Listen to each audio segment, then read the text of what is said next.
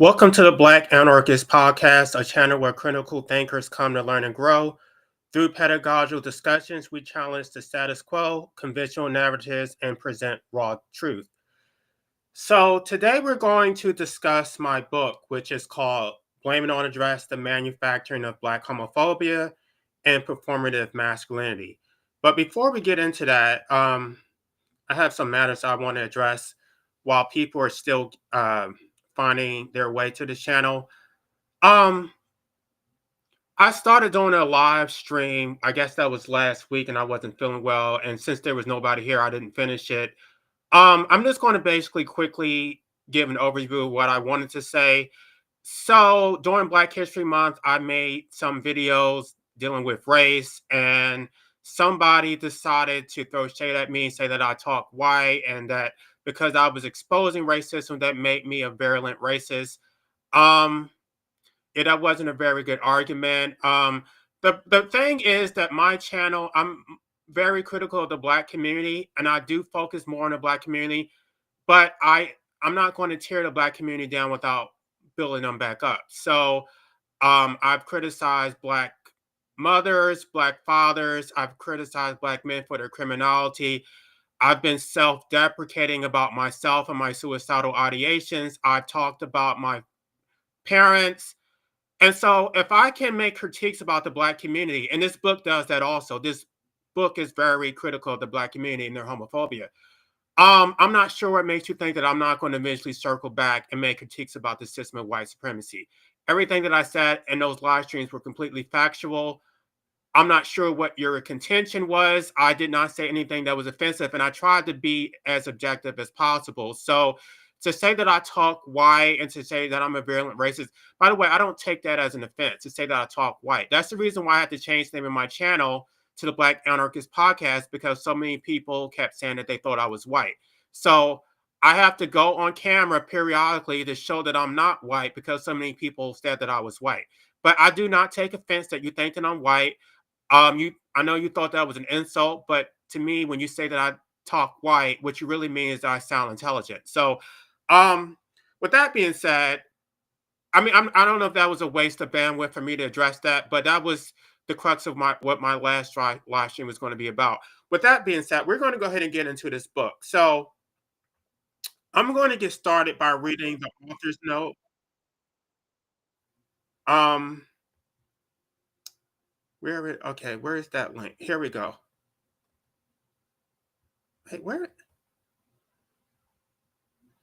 I'm sorry, it's almost like that link just is here some oh here it is. Here it is. Okay. So here's the book. This is the Kindle version. There's going to be a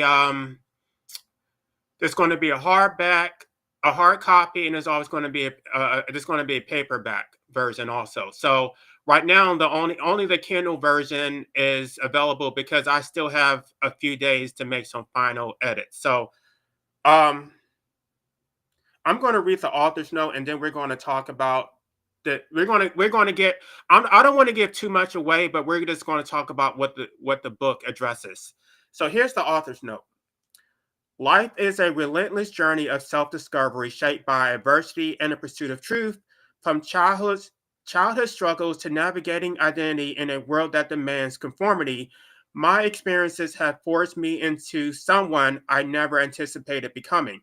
This book is born from survival, resilience, and an uncompromising demand for dignity.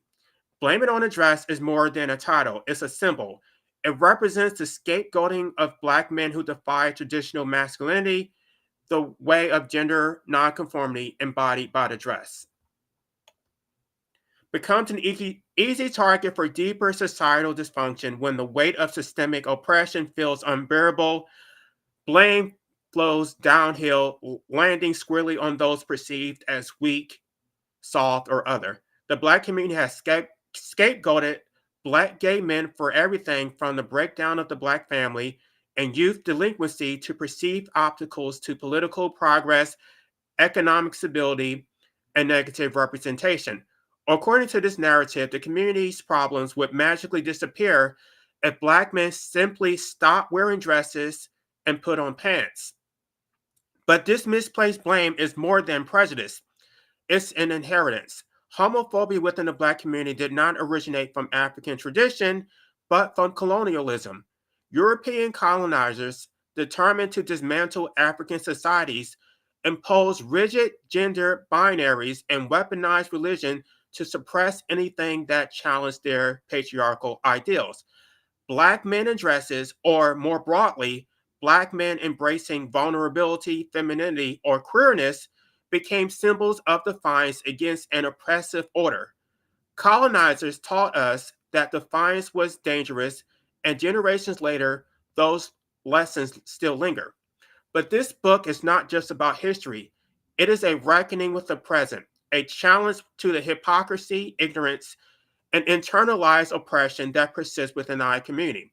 It examines how Black masculinity has been weaponized to police identity, how religious institutions have sanctioned exclusion, and how LGBT plus individuals have been sacrificed as scapegoats while systemic failures remain unaddressed. At its core, Blame It on the Dress seeks to restore erased narratives and honor the contribution of Black queer activists who have been systematically omitted from history. It asserts that all Black lives, including queer ones, deserve visibility, respect, and value. The urgency of this conversation cannot be overstated. Silence kills, dismissal wounds, and the refusal to confront these truths ensure the cycle of harm continues unchecked. When I was told that this book would only be 3 pages long, that the experiences of gay Black men weren't significant enough to warrant more, I realized just how deeply our erasure runs. That dismissal did not surprise me, but it reinforced why this work is necessary. Our existence is not an afterthought. Gay Black lives matter. We are your sons, brothers, cousins, and friends. We have always been here, and we will not be ignored. This is not a plea for acceptance. It is a demand for accountability. The Black community cannot claim solidarity while wielding the very tools of white supremacy to oppress its own people. We cannot fight for freedom while sacrificing our most vulnerable. True liberation demands honesty, vulnerability, and a courage to confront uncomfortable truths. This book is not a plea for approval. It is a vindication of the image of gay Black men. As a gay Black man, I carry the weight of countless others whose stories mirror my own. The pain, resilience, and struggle against invisibility, often within our own community. Their experiences fuel my voice as I challenge silence, expose injustice, and demand visibility. To those who have been cast aside, mocked, or forgotten, your truth is a force, your spirit indomitable, and your story deserves to be told. Excuse me, y'all. This time it will be. So that's just the author's note. I'm not going to give too much away because this book really addresses a lot of problems within the Black community, not just homophobia, but child rearing, systemic oppression. It addresses the root causes of the problems in the Black community. And everyone's trying to scapegoat gay Black men, but these problems existed long before the so-called alphabet community. Let me see if I have any comments. Um,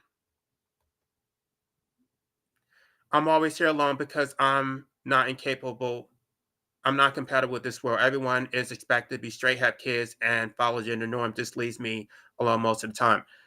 Um, well, I'm sorry to hear that. I, I guess I don't have those issues because I'm schizoid and I don't mind being alone. I guess that is difficult if you enjoy the company of others. I don't know what to say about that. I guess you really need to work on yourself and be comfortable with yourself because until you are at peace with yourself, you're not going to be able to get in a meaningful relationship. And that's one of the things that I address in this book also. Albeit when I addressed it in this book, I was talking about heterosexual relationships. that heterosexual men often, because they're incomplete, right? Because they're disconnected from their feminine side, the anima, they seek completion through their partners. So they're looking for women to complete them. And so I would say the same thing to you. Like nobody can complete you. You should be already complete. You should be a complete human being before you jump into a relationship. I don't think that it's fair to put that on another person to complete you, right? I don't know. I don't have those issues. Like I don't want to be crass, but there's really one thing that I can't do myself. Everything else I don't really need a partner for. So um maybe we can talk about that later, like what that was that's like, because I don't feel lonely, and I don't relate to that at all. But let's go ahead. Apparently, there's only one person here, which isn't surprising. Um, so again, the title of the book is "Blame It on the Dress: The Manufacturing of Black Homophobia and Performative Masculinity." This book isn't just a book; it's a revelation bound in pages. And the title isn't just provocative, it's deeply symbolic. So let's break down what blaming on the dress really means. Throughout our community, whenever something goes wrong, when families break down, when children struggle, when men don't seem strong enough, there's always a tendency to blame the feminine, to blame those who don't conform to rigid masculinity. The dress symbolizes everything in the Black community has been taught to fear and reject: vulnerability, emotional depth, femininity, and yes, queerness. Every problem we face is blamed on the dress, on men who don't fit the hyper masculine stereotype. Black unemployment, neighborhood violence, educational achievement gaps, absent fathers, and even police brutality are all attributed to men in dresses. This is absurd, yet it persists. The existence of gender nonconforming Black men is treated as if it is responsible for centuries of systemic oppression and racism. Let's be crystal clear about something. Homophobia in the Black community is cowardice, plain and simple. It's easier to attack gay Black men than confront the real enemy, the system of white supremacy that continues to crush us all. Let me stop and see if I have any more comments. Okay, good. We have more people here. For those of y'all who are here, I did read the author's note, and now I'm just basically giving an overview of what the book is about. Um, It's important to consider this. When Black people direct their rage at gay men instead of at systemic racism, mass incarceration, or economic exploitation, they're punching down because they're afraid to punch up, right? They're cowards. And I'm going to be direct here. It's really a bitch move to bully gay people when you have no smoke for the system of white supremacy. So I have no respect for Black men who do this. I think you're a bunch of pussies. And the Black women who join in, you're doing this because you're male identified. So you have Stockholm syndrome, and basically you want gay men to exploit you the way you've been exploited by straight men. You want us to stick you with babies to raise. You want us to exploit you sexually, and you see this as validation, right? So I'm going to hold Black women responsible too, but it's on Black men, right? And I do break down in the book how homophobia differs between Black women and Black men and what their motivations are. Both are equally responsible, and I break down where the responsibility lays. But make no mistake about it, the responsibility is not on gays. We did absolutely nothing wrong. We have done nothing to harm the Black community. And I do explain why they're mad at us. It's not They're not being honest about what the real issue is. Um, in my book, I call it out for what it is: a failure of courage, a deflection, a way to feel powerful by dominating others when you feel powerless against the system. It's choosing an easy target instead of a meaningful fight. And it does absolutely nothing to advance Black liberation. In fact, it weakens us by dividing us exactly when we need to be united. When I was first writing this book, someone actually told me, and I'm telling y'all, I'm not making this stuff up. Somebody in my comment section told me that this book would only be 3 pages long, as if the experiences of gay black men weren't significant enough to warrant more, as if our stories don't matter, as if our lives are just footnotes in a broader narrative of blackness. This casual erasure is exactly why this book needed to be written. We are not afterthoughts. Our experiences are not trivial, excuse me, y'all, and our stories deserve to be told in their full complexity. You know what inspired me to write this book? I kept hearing the same narrative over and over that somehow gay black men were responsible for the community's problems. And I was listening to somebody's live stream, and I'm not going to say who it was, but this was somebody who was completely destitute, a crackhead, somebody who was homeless, completely downtrodden, and this woman still had room to criticize black people, gay people, right? So you're at the bottom of the totem pole, and yet you want to sit up here and start talking about faggots, right? Um, and I actually had empathy for her until she started spewing this virulent homophobia. So, and I say this in my book. Every toothless crackhead still has time to critique gay people, right? No matter how low you are, you could be homeless, you could be a crackhead, you could be a prostitute. No matter how down on the low on the totem pole, you're still going to find time to criticize gay people. It doesn't matter if you're unemployed, if you're a drug addict, if you committed crimes, if you raped children, you could have done all those things, and the community excuses all of it because the only unforgivable sin is being gay, right? And I guarantee Brother Polite is eventually going to be forgiven and accepted. Brother Polite is not going to have any difficulty finding women who are willing to be with him.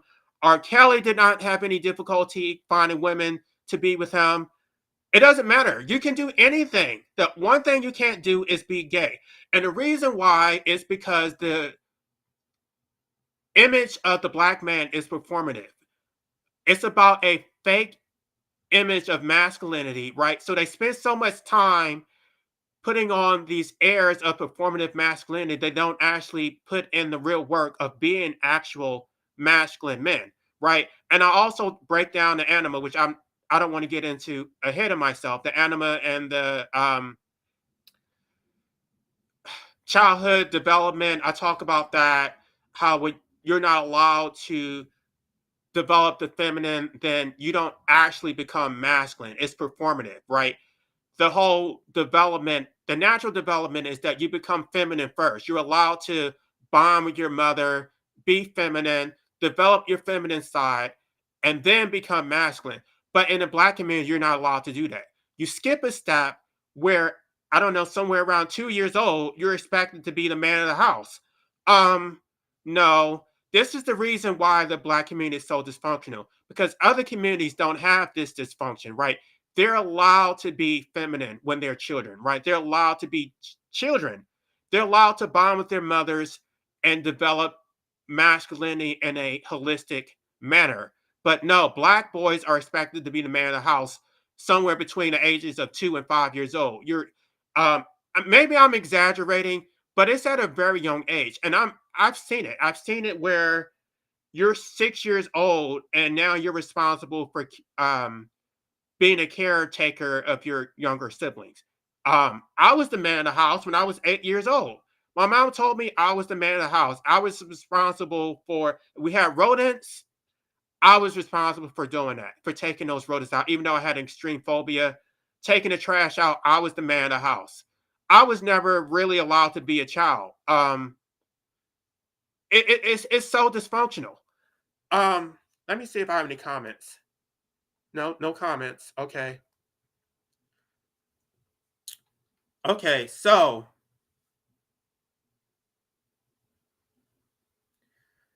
it's if gays are the ones who are responsible for systemic racism, we're the ones who designed the school to prison pipeline.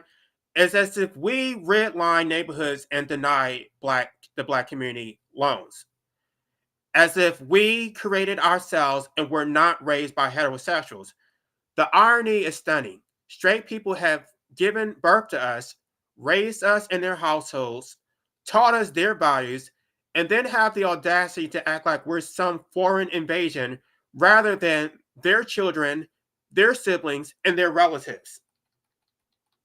Let me make this abundantly clear. Black men are not acting gay.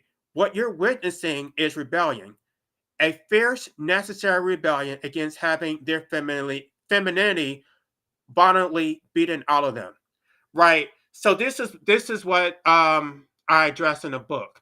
When you see all these black men wearing dresses, this is an act of rebellion, right? They were not allowed to develop their feminine side when they were children, so now they're trying to make up for it. And the more you try to police us, the more they're going to rebel.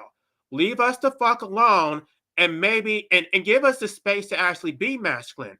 But no, if you keep doing this shit, we're going to be masculine, but we're going to do it in a different way. We're going to be masculinely feminine.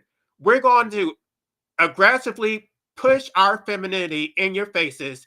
We're going to flaunt our sexuality. And y'all see this as it's not feminine, it's actually masculine.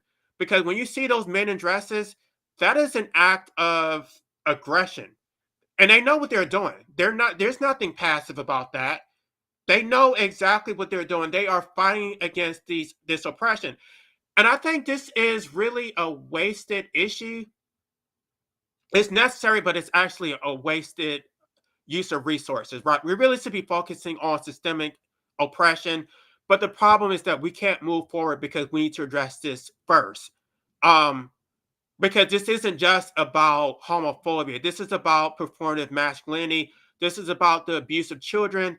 This is about the overall dysfunction in the Black community. So the homophobia is just a symptom of a broader context, a broader cultural set of issues. Um, right? It's not just about homophobia. The homophobia is really just the consequence of the breakdown of the Black community. Um, the scapegoating has reached absurd levels. I've been in rooms where people seriously argue that if Black men would stop acting gay, we have stronger families, less crime, better schools, as if homophobia was the solution rather than part of the problem. I've watched straight Black men who've abandoned multiple children pointing fingers at gay men as the reason for the community breakdown. No, it's actually the opposite.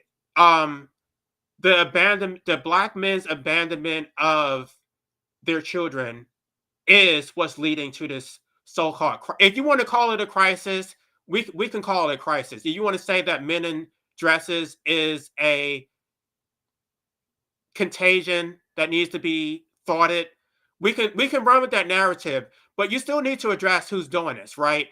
The Black men are abandoning their children, and then the children are being abused by the mothers. Gosh, I mean, I don't understand why no. There are other books that have written about homophobia, but they're not really addressing the psychology, the systemic oppression underpinning how we got to where we are. Um, I think this book is very comprehensive.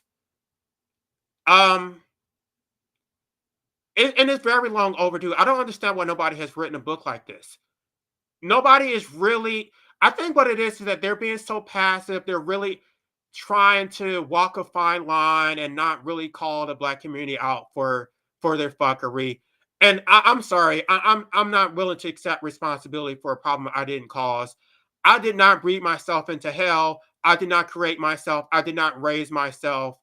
I'm trying to survive and make the most out of a shitty situation that I was thrown in. This is not my fault. This is absolutely not the gay community's fault. This is a problem that was created by the straight community. Point blank, period. Y'all need to take some fucking responsibility for the problem that you fucking created. I've seen religious leaders blame declining church attendance on the gay agenda rather than their own failure to address real community needs. And let's be clear about that. The reason that they scapegoat the church specifically scapegoats gay black men is because they need more people in their churches donating money, right? We know that there's gay people in churches. They're the choir leaders. They're out there sing. I was in church. I was singing soprano, and they tried to make me sing fucking tenor. I'm not a fucking tenor. I sing soprano. And even though I was a damn virgin, they were making all these rumors about how I was sleeping with everybody. Um, and I was trying to fight against, my sexuality. Meanwhile, they were pushing it on me. So while I'm in church trying to fight against my sexuality, they're putting it on me. So it really, you can't win, no matter how much you try to fight it. The stigma is going to be on you no matter what. So there's no point. If you try to be celibate, if you try to go to church and pray it away, you're going to be treated exactly the same fucking way. I was 8 years old in a barbershop. There was a grown black man who came into the barbershop and told me that I looked like a bitch. Um, I did absolutely nothing wrong. I was dressed as a little boy. There was nothing feminine. I didn't even say anything. He told me that I looked like a little bitch, something that I could not control. My father told me that I threw the football like a girl. I was constantly emasculated by both black men and black women. So it's not as if you chose this. They put this on you in childhood. They told you that you were feminine. They told you that you were gay. You didn't even make a choice. They told you. So at this point, you don't really have the option of being with a woman because that stigma has already been deeply ingrained on you. It's completely the black community's fault. And the black fathers do absolutely nothing to protect your children. um it's actually your responsibility to protect your father because they're worried about their image, right? So they're going to throw you under the bus. They want you to conform to this performative masculinity so you don't harm their image because everything you do is a direct reflection on them even though they're completely absent. There's a whole Is that a chapter or just a section? I talk about the absent fathers masculine son entitlement complex. So the father was absent, and then he feels entitled to a masculine son, even though the son was completely raised around women. He did not cultivate a son who would be masculine, but he feels entitled to it nevertheless. Let me see if I have any comments before I keep going. Author Sage. It correlates to the need to be looked at as king because you were descended from kings who were conquered. Doesn't make sense. Um, Right, they were conquered and they had their masculinity stolen from them. So now they're trying to make up for it with performative masculinity, and you can't make up for it. You need to actually be masculine instead of doing this fake bullshit.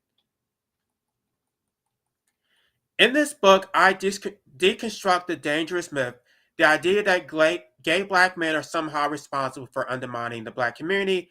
I trace how scapegoating actually serves white supremacy by keeping us fighting each other instead of uniting us against real oppression. Let's talk about performative masculinity because it's killing us, literally and figuratively. In my book, I break down how black men are forced to perform this exaggerated, hyper masculine identity that's usually actually based on colonial standards, not African traditions. The truth that we must face is that black men are broken. They have been systematically shattered by a society that punishes us for vulnerability, criminalizes our emotions, and rewards only their capacity for violence and domination. Being in touch with one feminine side is essential for becoming a complete human being. Without this integration, we remain fractured, incapable of true intimacy, authentic expression, and genuine connection to ourselves and others. The healing we need requires reclaiming these rejected, suppressed parts of our humanity. It's clear what performative masculinity demands: emotional suppression, dominance over others, rejection of vulnerability, physical aggression, and constant heterosexual validation. Black men are taught that real manhood means never showing weakness, never asking for help, never expressing vulnerability. It means proving yourself through conquest, sexual, physical, financial, rather than character, compassion, or community. This performance is exhausting, it's damaging, and it doesn't just hurt gay black men, it hurts everyone. In my book, I explore what Carl Jung called the negative anima, the repressed feminine aspect that exists within every man. When black men are forced to deny and suppress this essential part of themselves, it doesn't simply disappear. It manifests in destructive ways.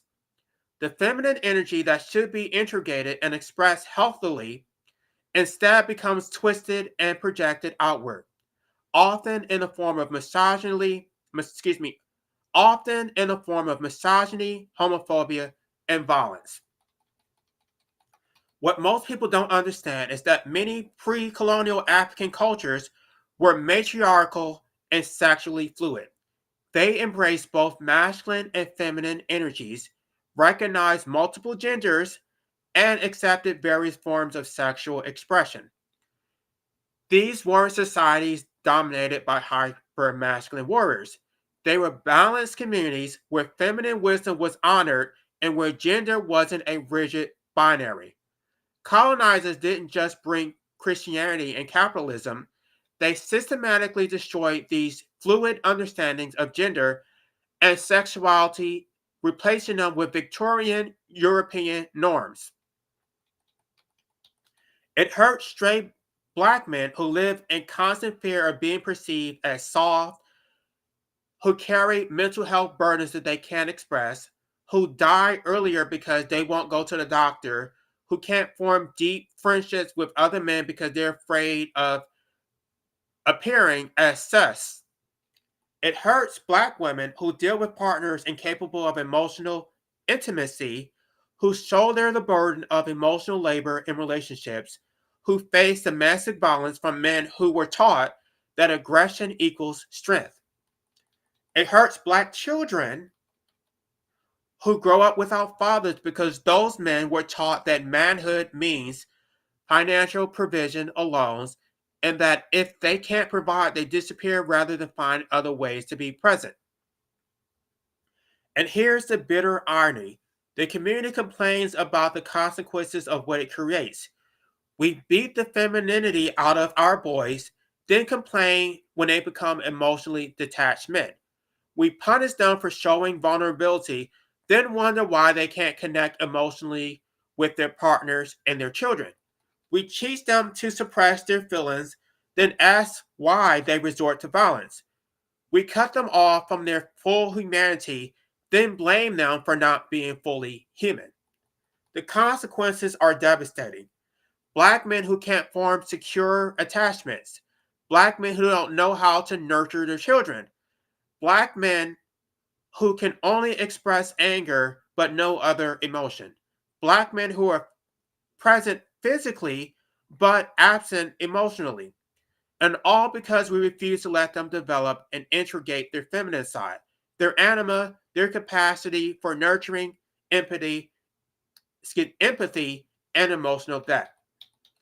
It hurts the entire community because we lose the full contributions of so many brilliant minds and spirits, people who could be leading, teaching, creating, connecting, but instead are trapped in this narrow colonial definition of what a man should be.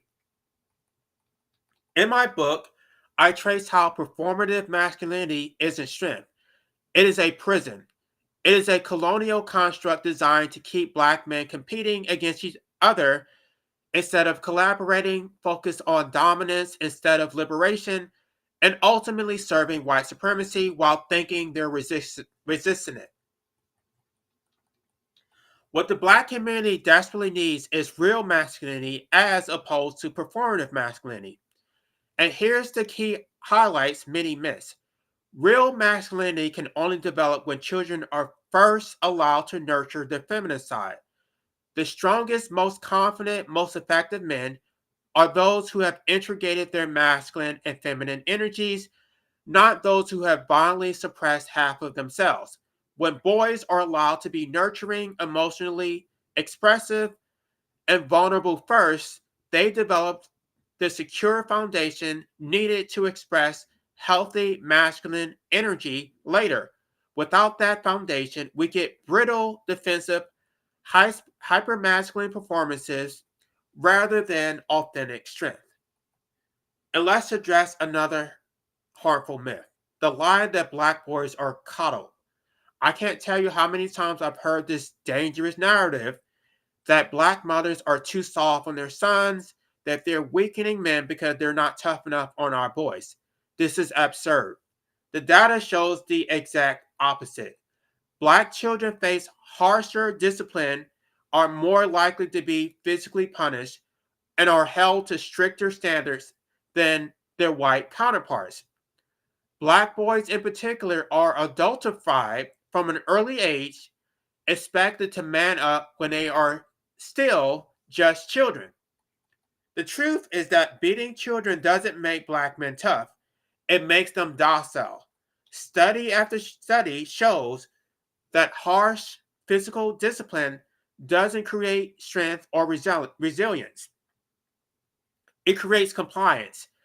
Fearful adults who struggle with self worth and emotional regulation. We're not raising warriors through violence, we're breaking spirits and calling it love. Let me see if I have any comments. Okay, more people. Hierarchical realism has always been a problem in our communities.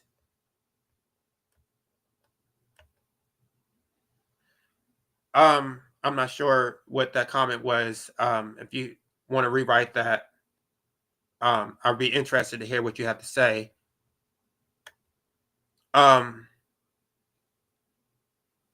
where was I? Look, the truth is that our ancestors across the African continent had diverse, complex understandings of masculinity. They valued community over competition, wisdom over brute force, balance over dominance. This one dimensional thug player hustler model of black manhood isn't our tradition. It is what was forcing us, and it's time we broke free from it. You know, the title, Blame It on the Dress, works on so many levels. When I talk about the mother's wound, I'm showing how black mothers who themselves have been traumatized sometimes beat the femininity out of their sons. They see softness as a liability in a world that is already hostile to black boys. The dress becomes a metaphor for everything they believe will make their sons targets, and they tried to harden them to strip them, excuse me, and they tried to harden them to strip away everything that might make them vulnerable, not realizing that in trying to protect them, they're breaking their sons in different ways. And that's the tragedy at the heart of this book. We're trapped in cycles of harm, passing down trauma in the name of survival. The title captures that complexity, how we blame the most vulnerable rather than the systems that make us all vulnerable. Third, I challenge the myth of the black man as the prize, unpacking how these dynamics hurt everyone, from women to gay men to straight men themselves. I break down how we've internalized a value system that puts straight masculine men at the top of a hierarchy, creating a competition where there should be solidarity. And let me tell you, my analysis of how it plays out in our relationship, our churches, our social media, is real and it's raw. Um, right. So what I basically explain is that a community that glorifies men while devaluing women should not be surprised when men prefer the company of other men. That is the climate that you're creating. You have already told us that women have no value, that you get validation from men. So why would you be surprised when your children become gay? This is reinforced by mothers. This is reinforced by fathers. The entire community values men, glorifies men, worship men, and deifies men and devalues women. So it is a natural consequence that your sons are going to be gay when you told us that men are the highest standard of value. In chapter 5, The Man is the Prize, I really expose how performative masculinity creates this toxic hierarchy where straight masculine men are treated like gold, even when they cause harm. I dissect the prize mentality that so many of us chase, mal-validation instead of building real connection. And here's the most provocative points that I make in that chapter. A community that worships men and devalues women shouldn't be surprised when men prefer the company of other men. The irony is that we've created a culture where men are taught that other men are more valuable and more important, more worthy of respect than women. We elevate male opinions, male leadership, male experiences. We tell our boys that feminine traits are weakness to be purged. Then we act shocked when some men take it to its logical conclusion and decide that if men are so superior, then there is a reason to love men instead of women. If you teach people that masculinity is the gold standard of human worth, it is no surprise when they seek out their own intimate relationship when they seek it out in their own intimate relationships too. This isn't to reduce homosexuality to a mere cultural byproduct. That would be ridiculous. But I'm pointing out the glaring contradiction in a community that simultaneously elevates maleness above all else while condemning male on male attraction. Let me see if I have any more comments.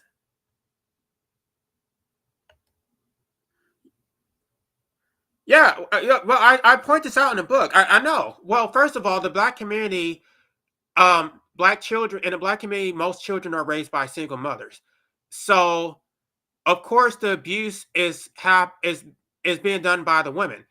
The black and I don't know. I can only talk about the black community. I can't really say what goes on in white communities. I don't know that white children are getting abused to the same extent that black children are being abused. But this is a colonial inheritance. When they beat children with the extension cords, this came from slavery. Um, and I don't want to see somebody called me of being somebody accused me of being a virulent racist when I exposed the dynamic that happened in slavery. But I want to be very specific. What I didn't even say in the book that they actually learned this from white women, right? Well, okay, so the white men were beating the adults with their whips, but it was the white women who were actually beating the children, the black children included, and black mothers. Um, that book, what was that book called? They Were Her Property. It talked about how everybody's blaming white men for slavery when white women were just as involved. They were beating black women, black children. They were raping black men. That's why somebody said I was a virulent racist because this is a well documented history. Um, Black women learned this shit from slavery and they're passing it down. And it's almost as if you're not a good parent unless you're abusing your children. Unless you're beating the children with a fucking extension cord, then you have failed as a parent. No, you have failed as a parent because you're abusing your fucking children. You learned this shit from slavery. You are not an effective parent. And beating your child like a fucking slave does not make you a good parent.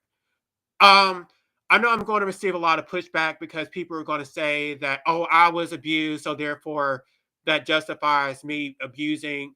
No, no, no, no, no. Even the fact that you are a single mother does not justify abusing your children. And let's call it what it is. It is abuse. Um, Beating children with an extension cord is the functional equivalent of beating them with a fucking horsewhip. It pierces the skin. It does make them bleed. It leaves scars. I still have scars on my body from when I was abused as a child.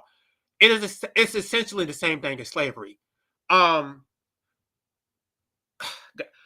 I don't want to go here, but I'm going to say it. And I didn't write it in my book because my book was more scholarly and more academic. Um, I'm going to say it. Black mothers are the new crackers. And I'm sorry, it is what it is. It's not to be critical of black women. It's This is a call to action. You need to do better. You need to stop abusing your children And in the book, I don't put the blame just on black mothers. I put the blame on black fathers because the black fathers are absent and black fathers should be there to protect their children. Um, these black mothers are dealing with a lot of emotional trauma and they don't know how to discipline their children effectively. So you can say they're doing the best that they know how to do, but the children deserve better. And you don't get to abuse your children and then years later turn around and escape them for every problem in the community when you didn't raise them properly. So my solution, which I guess if y'all are still here, I do address anti-natalism. The solution is anti-natalism, right? Um, there's this narrative that you need to have children under any circumstance, whether it's poverty, you're a single mother, you're just gonna have children no matter what. Abortion is off the table. I'm a proponent of abortion, by the way. I'm not just pro-choice, I'm actually pro-abortion. Um, I don't know why you'd be raising children in these circumstances, and then after you have bred these children into hell, now you're going to beat them so that the system doesn't beat them, right? That's the justification. I'm going to abuse my children so the white man doesn't do it. No, you have already broken your system. You have already broken your children long before the white man ever had a chance to do it. You are the fucking cracker. And I'm calling it what it is. The It's not the white man anymore. And I don't know, a lot of people don't know what the term cracker means. People think that means that you're playing like assaulting. No, the cracker is the person who cracks the whip. And if you're beating your children like a fucking slave, you are the new cracker. And I'm calling it what it is. I'm sorry. Um, we definitely agree whippings need to stop in our community since it leaves both physical and mental scars. Absolutely. It's child abuse. Call it what it is. You are not a good parent if you abuse your children. This stage is set perfectly for both misogynoir and trans misogynoir. Um, yeah, and that's the problem too, because they keep conflating gay with transgender. Um, I think the trans issue is also a rebellion, right? The reason that there's so many transgender in the black community is because they are rebelling against the abuse that they suffered as children. They were not allowed to develop their feminine side in a healthy manner. So now they're like, I'm an adult, right? Now I'm going to go all the way. You didn't allow me to be feminine as a child. So now, fuck it. I'm going to put on a fucking dress. I'm going to grow some fucking tits. I'm going to be a black woman because, and the other issue is that it's the failings of black men. You see so many successful women. The woman is the backbone of the black community. Um, and I'm sorry. I don't know how you can say that my critiques are not fair or even-handed. I criticize the black community more than I criticize anybody else. So if I'm going to criticize black people, I can criticize white supremacy too. Um, you see the criminality of black men. You see that they're not doing successful economically, and you see that black women are thriving. Why the hell wouldn't you want to put on a damn dress? Why wouldn't you want to be with the members of the community who are actually successful instead of being like the men who are selling drugs, committing all the crime? And I'm not making a sweeping generalization of black men. Um, I'm just saying what children see when they grow up. My uncles were pretty much all of them were on drugs, committing crime. You put presents under the Christmas tree, the presents would be stolen. Um, then you have to hide the presents because your uncles would steal the damn presents and go sell drugs. Okay, y'all. Um, that's so true. They're ready to send you off to jail. I knew a guy that his mom kept trying to make him make up crimes for. Let me read that. I knew a guy that his mom kept trying to make up crimes that he did when he did nothing. Well, being feminine is a crime in and of itself. It's the worst crime. Putting on a dress is actually worse than molesting children. It's worse than selling drugs. It's worse than raping women. It's the absolute unforgivable blasphemy It's the worst thing you can possibly do as a black person is to put on a dress. Everything else is completely forgivable. It is absolved just because the fact that you are a heterosexual male. You get a free pass for everything. I'm pretty sure black children get abused more than white children on average, but it still happens quite a bit in the white conservative Christian suburbs. Okay, I believe you. I mean, I've talked to like my white friends, and I asked them, like, "Did you get beatings like that?" I mean, I think that they get maybe I don't know. Maybe I'm making assumptions. I think you probably get beatings with belts, and then at some point you just you grow out of it. It doesn't ask. There's an escalation in the black community where it starts out with belts, then it's extension cords, it's getting punched, dragged down the stairs, sticks, whatever the hell they can find. They beat the hell out of you, and this is supposed to be for your protection, to toughen you up so that the white man won't do it later. Um, Let me see if I have any other comments. Okay. All right, let me keep going.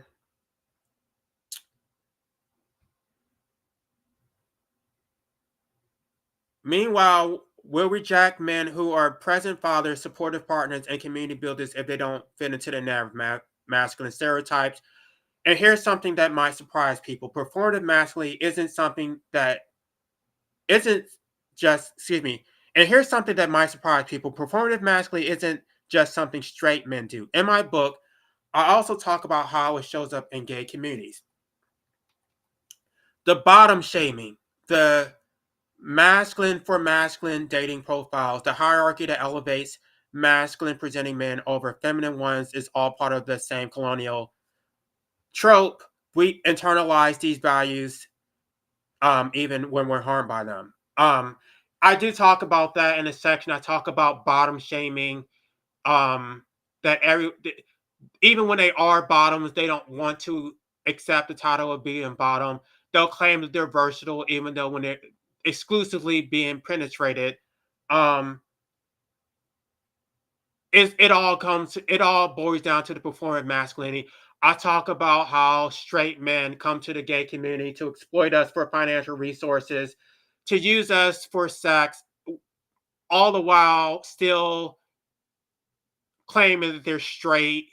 Um, and they're completely accepted by the black community. The ones who lie and hide are accepted and respected because they're maintaining the performative image. It's not about being gay; it's about the image. So long as you present as masculine, then you're protecting the masculine image, and that's what the community cares about. It's not about the fact that you're having sex with men; it's about how you present publicly. So as long as you're masculine and as long as you lie about it and don't tell people your business, that is what counts. And I know I'm giving a whole lot of details, but there's a lot more because I break it down in great detail in the book. Um,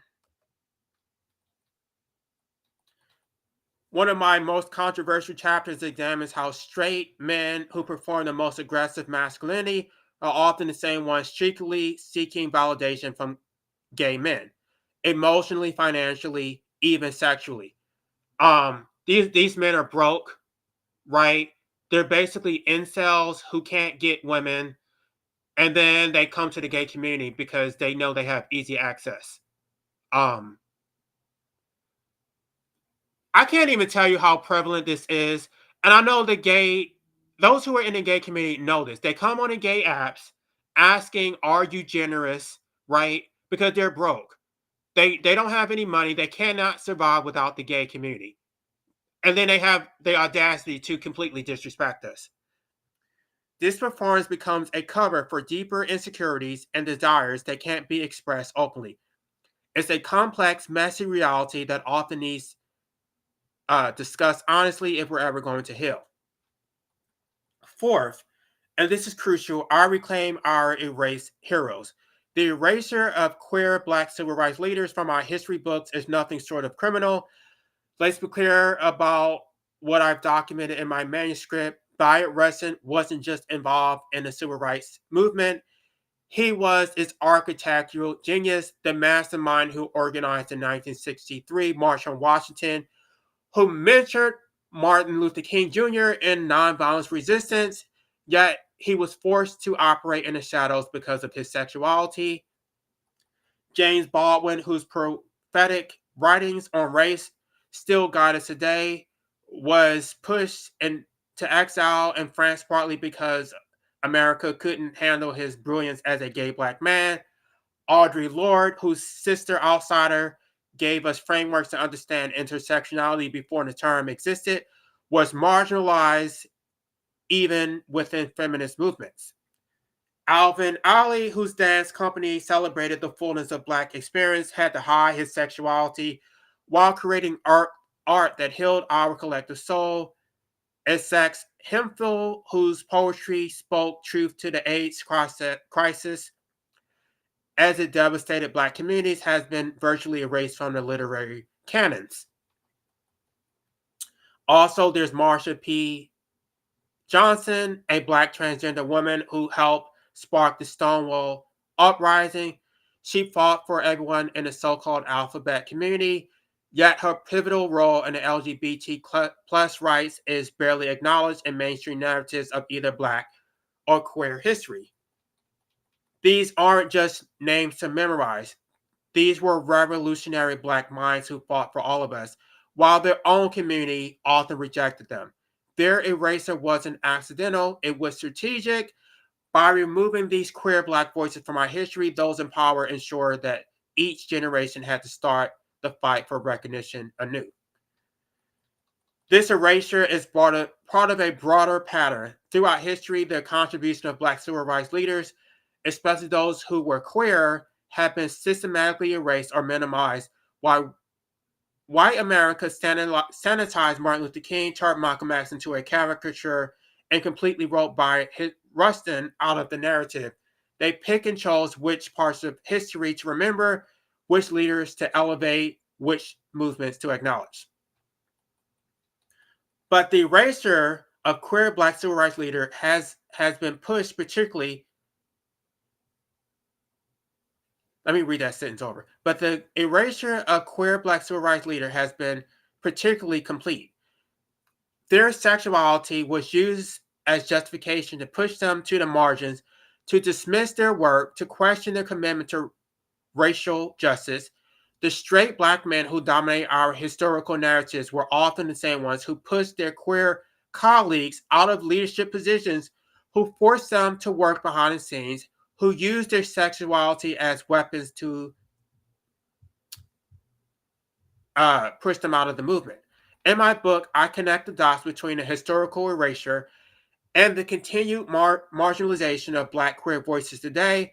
I show how the patterns established during the civil rights movement, the strategic forgetting, the conditional acceptance, the behind-the-scenes labor continue in our current movements for Black liberation. When we fail to acknowledge this history, we doom ourselves to repeat it. I'm almost done. What makes my book different is that I don't just identify problems, I trace them to their roots. I don't just criticize, I humanize. And I don't just explain, I empower.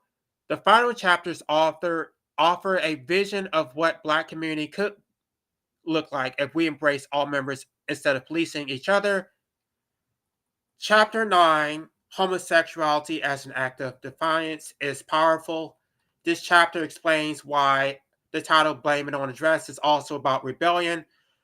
When Black gay men embrace femininity, they wear the metaphor or literal dress. They are not just expressing identity, they're actively rejecting colonial norms that were forced on us. They're saying no to the performative masculinity that has caused so much damage in our community. It is a revolutionary act disguised as self-expression. Chapter 3, The Mother's Womb, Necessary. Chapter 7, on why straight Black men get a free pass, is illuminating. And the final chapter, Owning Your Truth, that's the one that will stay with you. It's a call for every Black person to stand on their full authenticity. Whether that matches community expectations or not, it brings a full It brings the title full circle. Stop blaming the dress. Stop skating. Stop scapegoating the feminine and start embracing the full spectrum of Black identity. Um, Basically, I say we need to burn the cake. If the Black community is not going to pour into us, then we need to stop pouring into the Black community. We need to find solidarity within a broader white LGBT community, um, because they're not perfect. There is racism within the gay community also, but we do find solidarity and we can collaborate on issues and find support where we're not getting it from the Black community. So this entitlement of one-sided support that we're supposed to rally for Black causes, support straight Black men when they get brutalized by the police. Um, Meanwhile, they don't support us at all. They disenfranchise us.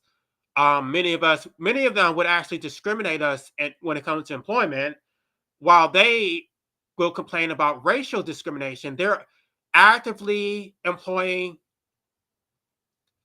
sexual identity discrimination in the workplace. So it's all traced to misogyny, colonial identity that has been shaped and formed in the Black community. These things are all connected. It's all hierarchical. And y'all know I'm an anarchist, so I do trace it all to anarchy, and that is the solution. But this Christian, hyper masculine, fake performative bullshit that we've been indoctrinated with, this shit is for the birds and it needs to go. Um,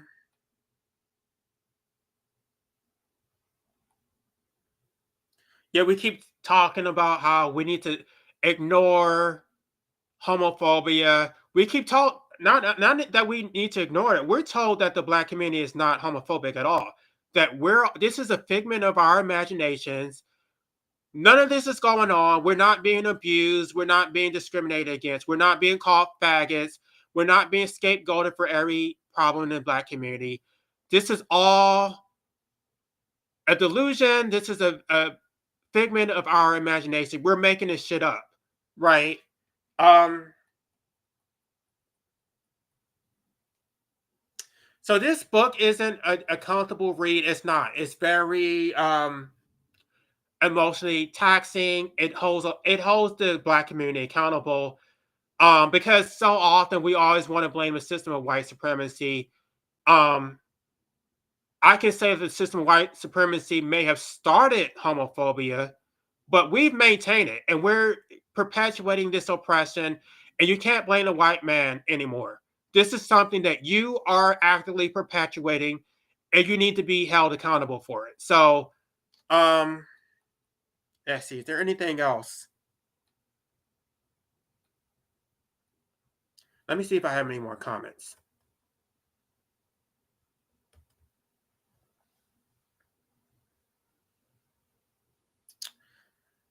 I don't even know how to pronounce that name. Kawazi Balgoon is another name to mention, especially as a Black male queer. Oh, thank you so much. I'm going to look these people up. Um, yes, I will definitely look these people up. But like I said, the book is done. I may make some minor tweaks. Um, I may make some minor tweaks. This basically formatting, but the actual content is done. It's going to be available on April 2nd. For the first 90 days, I'm going to make it available through the Kindle Unlimited.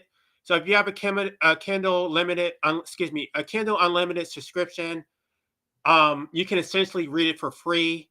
But that's only during the first 90 days. Eventually, I'm going to make it to where you actually have to buy the book, because I did put a lot of time and work into this. And um, if you guys buy the book, then that's going to allow me to write other books in the future. So um, I would encourage you to actually buy the hard copy or the soft copy.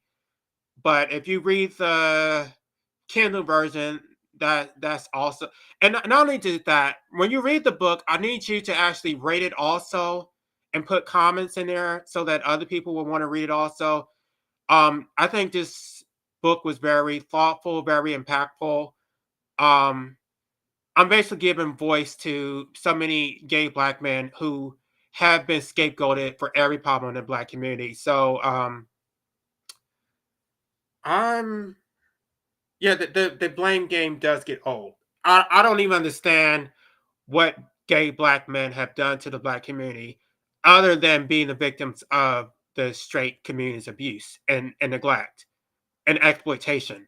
What have we done? They can never tell you what we actually done. And I don't want to give it away because I've already given a lot of details and I want y'all to actually read it.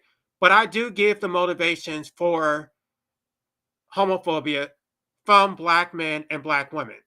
Black women have a different motivation than black men. It's very distinct. If the black community would support its people, we must be internationalist and multinationalist. Aiding other groups is the way, right? I do believe in direct action and mutual aid. We also need to form solidarity with people in Uganda because those people in Uganda don't have the same rights that we have. We can speak up, we can challenge homophobia. They don't have that. They're being criminalized. That Uganda anti-gay bill is actually up for I think it expires, but they're trying to renew it.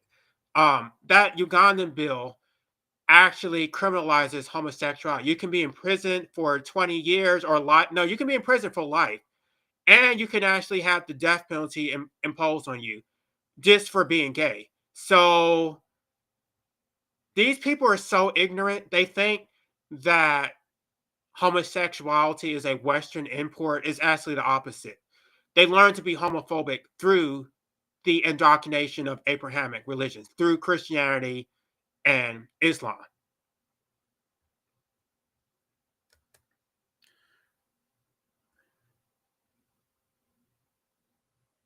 Right. Black autonomy cannot be separatist. Okay. All right. Thank y'all for joining. I will do another post when the book is actually released. So I would greatly appreciate your support if you guys read it and actually posted comments on Amazon to let people know um, that they should get this book. So with that being said, I'm going to go ahead and end this live stream. Um, Thank you for listening to the Black Anarchist Podcast. Be sure to like, share, subscribe. The struggle is real, and the fight for liberation is far from over. Get sovereign or die trying.